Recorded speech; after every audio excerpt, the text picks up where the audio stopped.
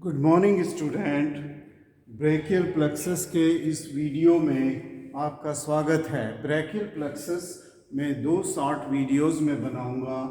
Okay, पहला है formation. इस वीडियो में मैं सिर्फ ब्रेकियल प्लेक्सस के फॉर्मेशन के बारे में बताऊंगा और इसके बाद जो एक दूसरा छोटा वीडियो होगा इसमें मैं उसकी ब्रेकियल प्लेक्सस की डिफरेंट ब्रांचेस के बारे में बताऊंगा, जिससे कि ये वीडियो लंबा ना हो पाए।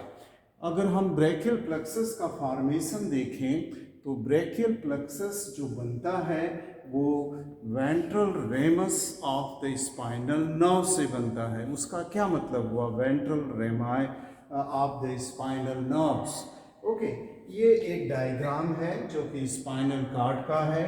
इसके अंदर क्रॉस सेक्शन में आपको ग्रे मैटर दिखेगा और ये सरफेस व्यू है स्पाइनल कॉर्ड का, जो कि cervical part of the spinal cord, इसको आप समझ सकते हैं, जो कि सर्वाइकल वर्टिब्रल कैनाल में रन कर रहा है।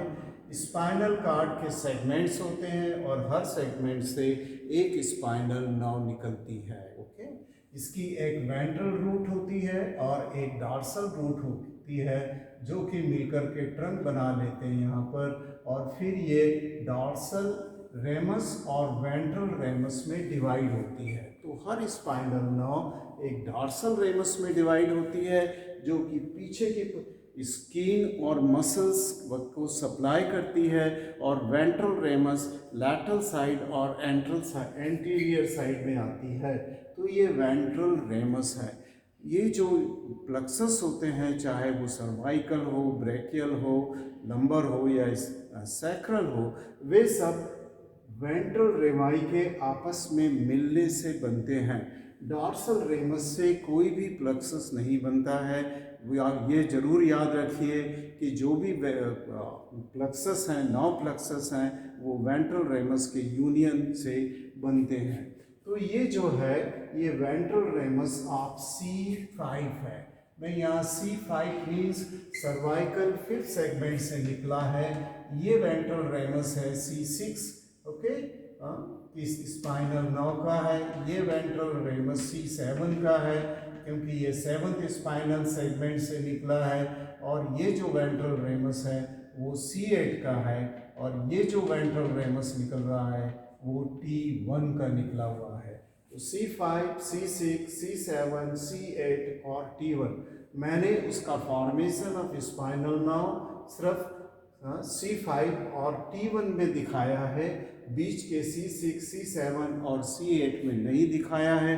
आप उससे अंदाज लगा सकते हैं कि ये सारे के सारे स्पाइनल कॉर्ड से निकल रही स्पाइनल नर्व्स हैं, और जब वो वेंट्रल रेमाई बनाएंगे तभी वो ब्रेकियल प्लेक्सस को बनाएंगे। ये समझना बहुत ज़रूरी है कि ब्रेकियल प्लेक्सस या कोई भी नर्व प्लेक्सस वेंट्रल रेमाई के यूनियन से ही बनता है। वेंट्रल रेमाई डॉर्सल रेमाई से नहीं बनता है। ओके, ये जो डॉर्सल रेमाई पीछे की तरफ जाता है उससे नहीं बनता है।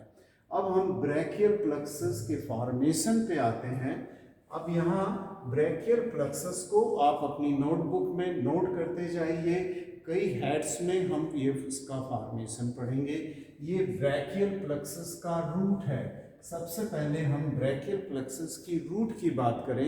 आप भूल जाइए, मैंने जो रूट बताई थी वो स्पाइनल नर्व की रूट थी। ये जो रूट है ब्रेकियल प्लेक्सस की वो वेंट्रल रेमाई ऑफ स्पाइनल नर्व से बनती हैं, जिनको हम रूट्स बोलेंगे, पर ये रूट्स ब्रेकियल प्लेक्सस की हैं। तो C5, C6, C7, C8 और T1 की वेंट्रल रेमाई ब्रेकियल प्लेक्सस को बनाती हैं, और इनको हम रूट बोलते हैं। सो किन किन रूट से बनती है? C5 से C8 तक की रूट बनती है। और ये जो रूट हैं ये नेक के अंदर इंटरवर्टिब्रल फोरामिना से वेंट्रल रेमाई जैसे ही निकलता है, वैसे ही आपस में वो यूनाइट करके ब्रेकियल प्लेक्सस बनाएंगी। जब ये रूट्स और उनके ट्रंक्स हैं, ये दो मसल्स के बीच में सैंडविच होते हैं नेक के अंदर, स्कैलेनस एंटीरियर और स्कैलेनस मीडियस। यदि आप नहीं समझ पा रहे हैं कि स्केल नसेंट या मीडियस नेक में क्या होती है, क्योंकि शायद ये आपका पहला पार्ट हो रीजनल पार्ट डिसाइड करने में, तो आप अभी भूल जाइए। बस इतना याद रखिए कि वो नेक से मसल्स के बीच में से निकल कर आती हैं।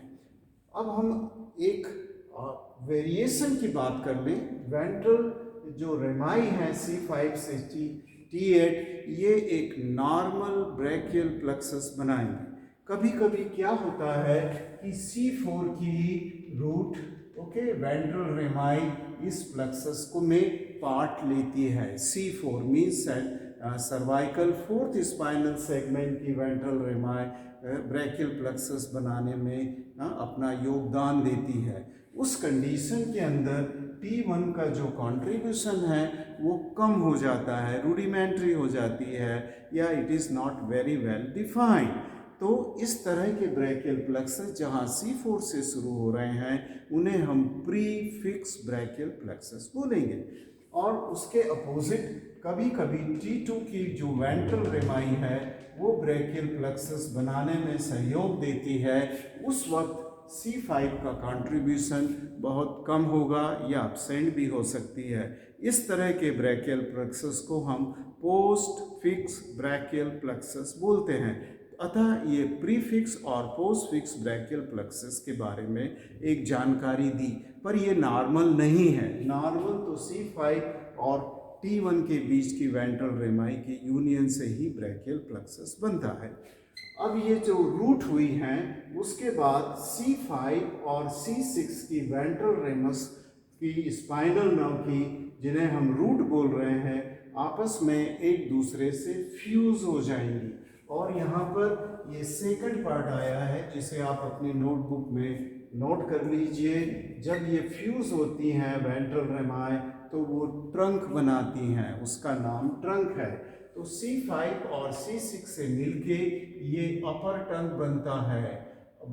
C7 की जो वेंट्रल रेमाई है वो किसी और की वेंट्रल रेमाई से फ्यूज नहीं होती, बल्कि खुद ही अकेले मीडियल ट्रंक बनाती है। So upper trunk and the not medial middle trunk, ये अकेले मिल करके मिडिल ट्रंक बनाती है। और C8 और T1 की रूट्स जो मिल करके इसको लोअर ट्रंक बनाती है। ओके, तो दो जगह उनका यूनियन हुआ, C5 और C6 से अपर ट्रंक बना, C8 और T1 से लोअर ट्रंक बना, और C7 की जो वेंट्रल रेमस थी वो रूट थी, उसने डायरेक्टली द मिडिल ट्रंक को बनाया। बहुत ही सिंपल है, इसमें कुछ ज़्यादा प्रॉब्लम नहीं होना चाहिए। आप डायग्राम बनाते जाएं, मेरे साथ साथ लेबल करते जाएं, कोई प्रॉब्लम नहीं होगा। फिर ऐसा होता है कि अपर trunk, middle trunk and lower trunk जो बन गए हैं वो आपस में डिवाइड करते हैं। डिवाइड कैसे करते हैं कि अपर ट्रंक से के दो डिवीज़न होते हैं, मिडिल ट्रंक के भी दो डिवीज़न होते हैं, और लोअर ट्रंक भी दो डिवीज़न में डिवाइड होता है, दो डिवीज़न में डिवाइड होता है। अब जो डिवीज़न्स होते हैं हर एक ट्रंक के, उनको हम बोलते हैं डॉर्सल और वेंट्रल डिवीज़न। ओके, डॉर्सल, जैसे कि यहाँ पर डिवीज़न हुआ अपर ट्रंक का, इसको हम डॉर्सल डिवीज़न बोल दें, इसको वेंट्रल। यहाँ पर मिडिल ट्रंक का हुआ, इसको भी हम वेंट्रल और डॉर्सल डिवीज़न बोलें। लोअर ट्रंक का, इसको वेंट्रल और इसको डॉर्सल। डॉर्सल डिवीजन्स तीनों ट्रंक के, यानी से तीनों जो ट्रंक में से निकल रहे हैं उनको मैंने एक ही कलर दिया है, ब्रिक रेड, और you can say it is our muscle colour. जो कि अपर ट्रंक और मिडिल ट्रंक से जो डिवीज़न निकल रहे हैं, वेंट्रल डिवीज़न, उनको मैंने एक कलर दिया है जो कि वायलेट कलर है। जबकि लोअर ट्रंक से जो वेंट्रल डिवीज़न निकल रहा है उसको मैंने लाइट ग्रीन कलर दिया है, क्योंकि वो किसी और डिवीज़न में से नहीं मिल रहा है, वो ऐसा ही पास हो रहा है, वो किसी डिवीज़न से। जैसे कि यहाँ पर तीन डॉर्सल डिवीज़न आपस में मिल जाते हैं, यहाँ पर दो वेंट्रल डिवीजन अपर और मिडिल ट्रंक के आपस में मिल रहे हैं, पर यहाँ पर लोअर ट्रंक का जो वेंट्रल डिवीजन है वो एज सच पास हो जाता है। अब ये जो पार्ट है ये डिवीजन का पार्ट था, ये समाप्त हुआ और ये जो यूनियन ऑफ डिवीजन से फिर हम कार्ड की ओर आ रहे हैं। सो द थर्ड है डिवीजन, हमने देख लिया।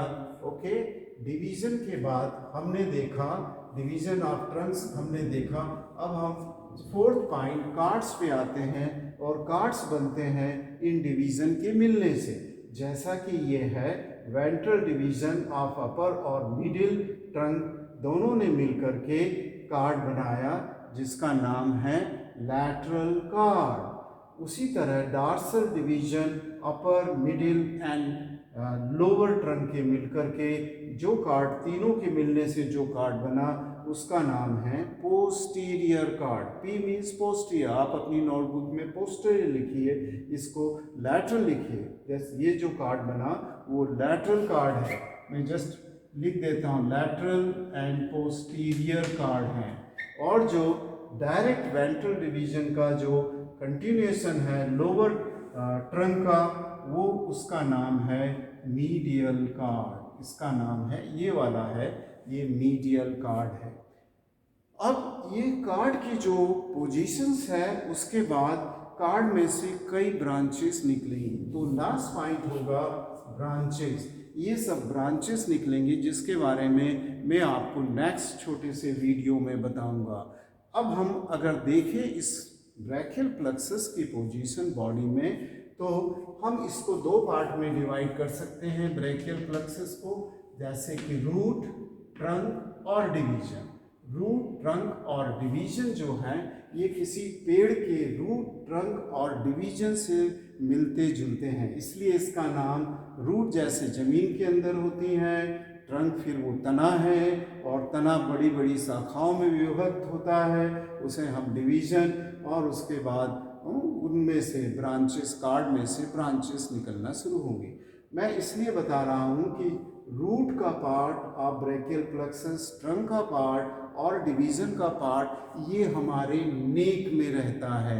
जब आप हेड एंड नेक का डिसेक्शन करेंगे, उसकी लेक्चर्स अटेंड करेंगे, तब ये पार्ट ब्रैकियल प्लेक्सस का आपको दिखेगा।